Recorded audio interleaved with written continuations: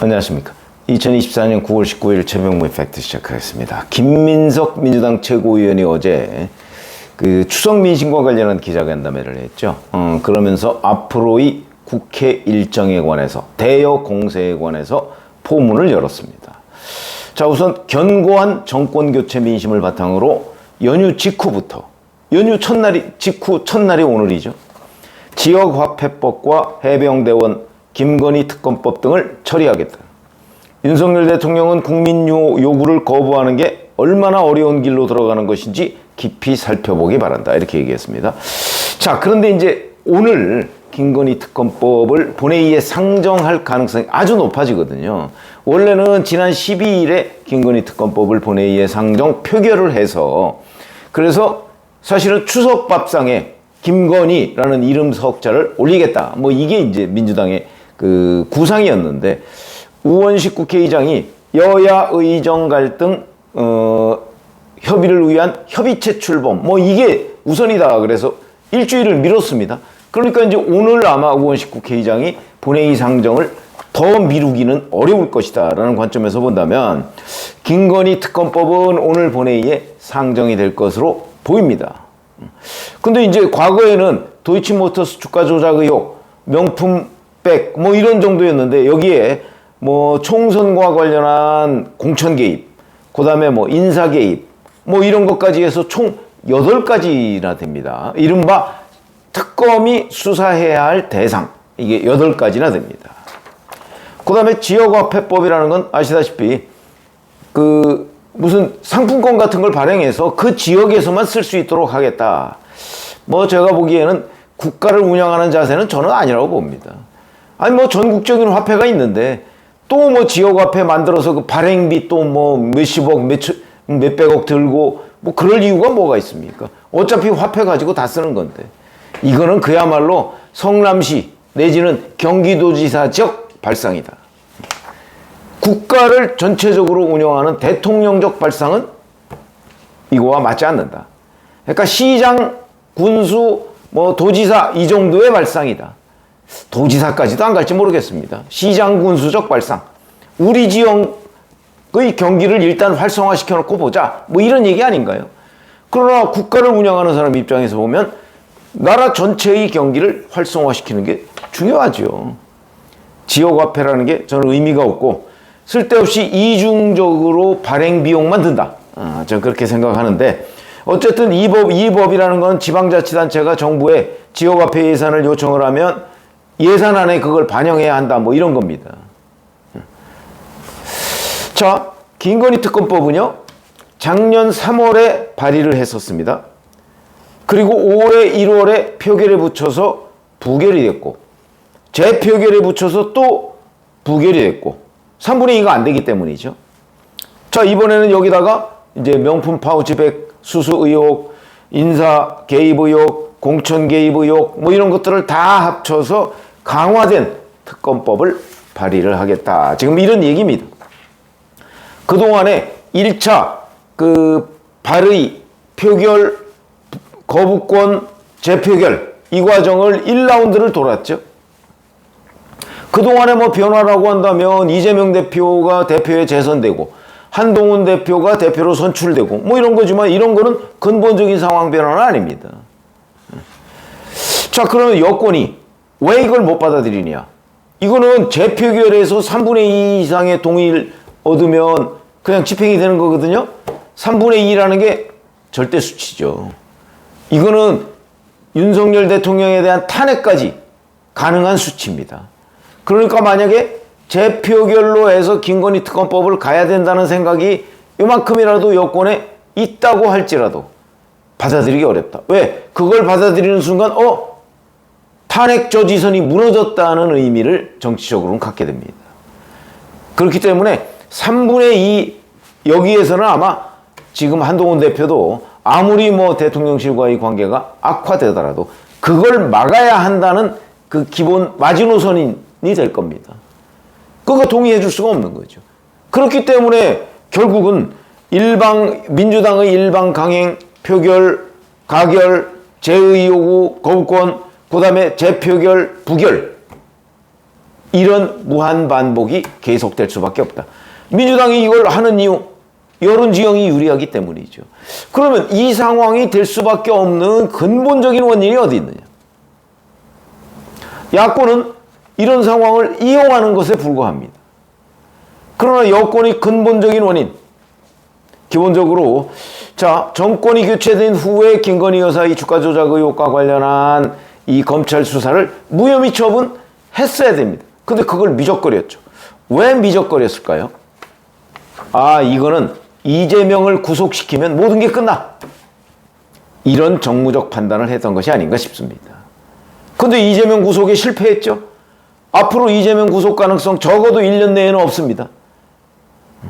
왜냐하면 대법원 확정 판결이 나와서 실형이 확정된다면 모르지만 지금 선거법이나 아니면 위증교사는 아마 2심쯤 가면 집행유예가 붙을 가능성이 대단히 높기 때문에 징역형의 집행유예가 될 가능성이 높죠. 구속 수감되는 일은 없을 것이고, 그러면 이제 대북 송금이나 대장동은 3심 확정이 안 될 거고, 대북 송금이 내년이나 후년 이쯤에 혹시 확정될까? 그것도 아직 미정입니다. 그렇기 때문에 적어도 최소 1년 6개월 내지는 대선 때까지 구속되는 일은 없을 거다. 그때까지 민주당이 압도적 다수 의석을 국회에서 유지하고 있으니까 체포동의안 자체가 통과가 안 되겠죠. 그러면 배지가 떨어져야 되는데 배지가 떨어질 가능성? 현실적으로 미지수죠. 이제 선거법 재판에서 내일 결심을 합니다만은 이제 10월 한 20일쯤에 1심 선고가 나오겠죠. 거기서 100만 원 이상이 나와서 그게 확정이 된다면 3심까지 확정이 된다면 의원직 유죄가 나오면 의원직이 상실되는. 그러나 100만 원 이상 나와가지고서 의원직이 상실된다. 그러면 이제 그 다음에 구속 가능성 이런 게 점쳐지겠죠. 아마 그 상황이 되면 굳이 구속할 필요도 없을 겁니다. 물론 구속이라는 게 여권 방침대로 되는 건 아니지만 판사가 결정할 일이지만. 자, 근데 여하튼 정권 교체 후에 이걸 무혐의 처리하겠다는 그 생각을 하긴 했을 텐데 그보다는 우선순위가 이재명 대표 구속에 있었기 때문에 그게 실패하면서 시기를 놓친 것 아닌가. 왜냐하면 문재인 정부 검찰에서 13개월 동안 본격적으로 수사해서 소환 조사하지 못했다. 그것조차 못했다. 그러면 윤석열 정부 출범 후에 한 번쯤 소환해서 조사하고 마무리 했으면은 그래도 물론 민주당은 특검하자고 얘기했겠죠. 그러나 그때는 문재인 정부 검찰이 수사를 본격적으로 하고 난 직후기 때문에 특검하자는 얘기는 문재인 정부 검찰이 부실 수사를 했다는 얘기가 되는 거죠. 그러니까 민주당의 특검 주장이 명분이 좀 약하다. 그 시점에 처리를 했어야 된다. 요걸 실기했다는 뜻입니다. 그런데 그 이후에 이 마무리를 계속 미루다 보니까 이제 김건희 여사와 관련한 의혹이 계속해서 또 이것저것 나오고 지금은 감당할 수 없는 상황에서 여론은 악화될 대로 악화됐다. 이게 1차적인 원인입니다. 만약에 지금 김건희 여사에 대한 그 여론 지형이 지금처럼 악화되지 않았다면 돌파할 수 있다고 봅니다. 근데 악화된 상태에서 반전을 이룰 카드가 없지 않습니까? 지금 여기서 무혐의 처분한다? 어마어마한 정치적 부담을 여권이 져야 되는 거죠. 근데 진작에 했으면 그 부담이 지금처럼 커지지 않았다. 그런 거고요. 그 다음에 또 하나는 이것도 물론 여권의 문제입니다. 야권의 문제는 여권의 이런 상황을 이용하고 있을 뿐이죠. 선제적 해법 제시가 미흡했다. 저는 이런 얘기를 하지 않을 수가 없는데 총선 전에 민주당이 김건희 특검법 얘기를 하니까 여권에서 이건 정쟁용이다 이렇게 얘기했습니다. 그렇다면 총선이 끝난 뒤에 김건희 특검법을 받을 수 있다. 받겠다. 만약에 그렇게 하고 총선을 치렀으면 상황이 조금 더 나아졌을 것이다. 물론 완전히 반전되기는 않았겠죠. 그러나 그런 선제적 해법이 나왔다면 아마 상황이 조금 나아졌을 것이다. 실제 그런 걸 용산 대통령실에서 아마 검토를 했을 겁니다. 근데 결국 그 카드를 꺼내들지 않았다. 예를 들어서 총선 후에 자, 중립적인 특검 조사를 받겠다. 총선 전까지는 이게 정쟁용이기 때문에 못 받아들인다. 그러면 그걸 납득하는 중도층 국민도 꽤 많을 거거든요. 근데 그렇게 하지 않았기 때문에 결국 이 사건은 원위치되고 여론이 나빠졌다. 그렇다고 해서 여권이 김건희 여사를 철벽 방어할 수 있는 상황도 아니었다. 그러다가 보니까 계속 옷이 젖어서 여기까지 왔고, 지금은 김건희 여사가 어떤 행동을 하든 간에 여론은 좋지 않다.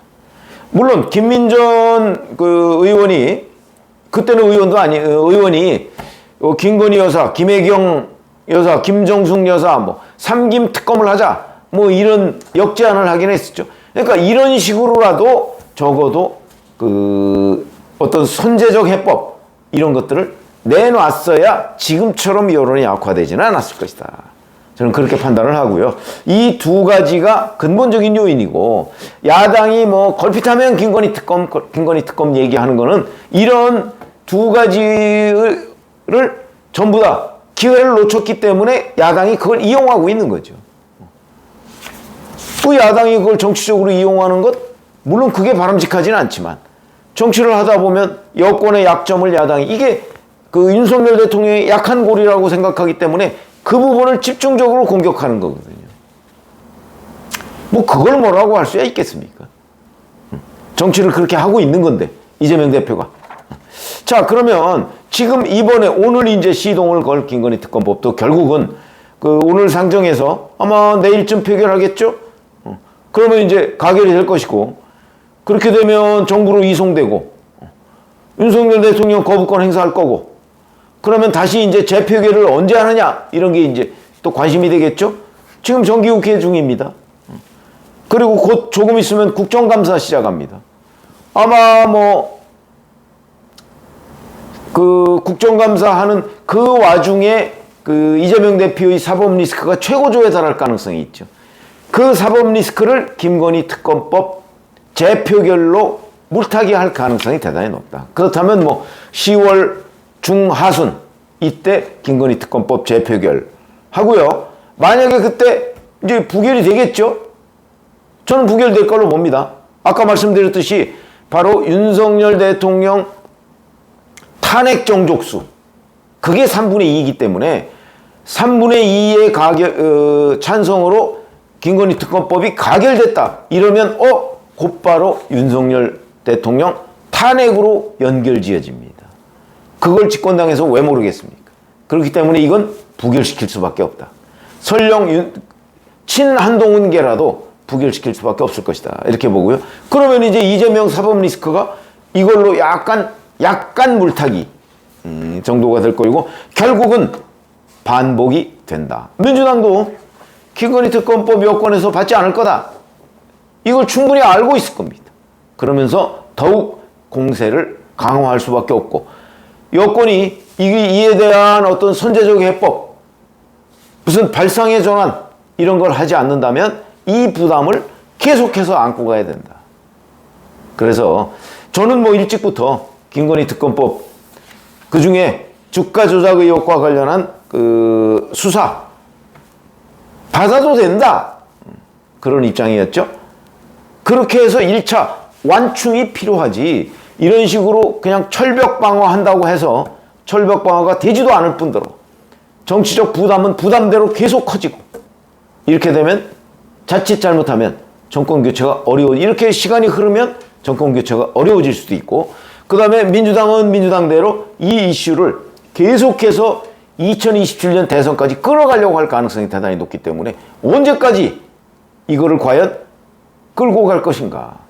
중간에 고리를 한번 끊어야 된다.